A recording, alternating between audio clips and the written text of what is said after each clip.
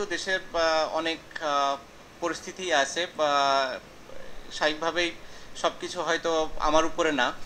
স্বাভাবিকভাবে ওই জিনিসগুলো আমি বিসিবির সাথে ডিসকাস করেছি, যে তাদেরকে বলা হয়েছে স্বাভাবিকভাবে যে আমার কি প্ল্যান, স্পেশালি টেস্ট ক্রিকেট নিয়ে।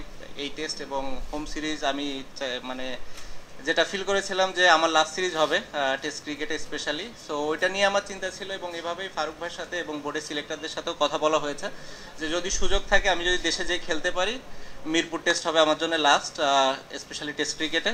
এবং সেই কথাটা বোর্ডের সবার সাথে বলা হয়েছে এবং তারা এই বিষয়টা জানে এবং তারা চেষ্টা করছে যে কিভাবে এটাকে সুন্দরভাবে অ্যারেঞ্জ করা যায় এবং যাতে করে আমি যে খেলতেও পারি এবং নিরাপদ ফিল করি। অ্যাট দি সেম টাইম যখন দেশের বাইরে আসার দরকার হবে এবং দেশের বাইরে বের হতেও যেন আমার কোনো সমস্যা না হয়, এই জিনিসটা বোর্ড খেয়াল করছে। এবং যারা এই বিষয়গুলোর সাথে রিলেটেড মানুষ আছে, তারাও এই বিষয়টা দেখবে এবং দেখছে বলে আমি মনে করি।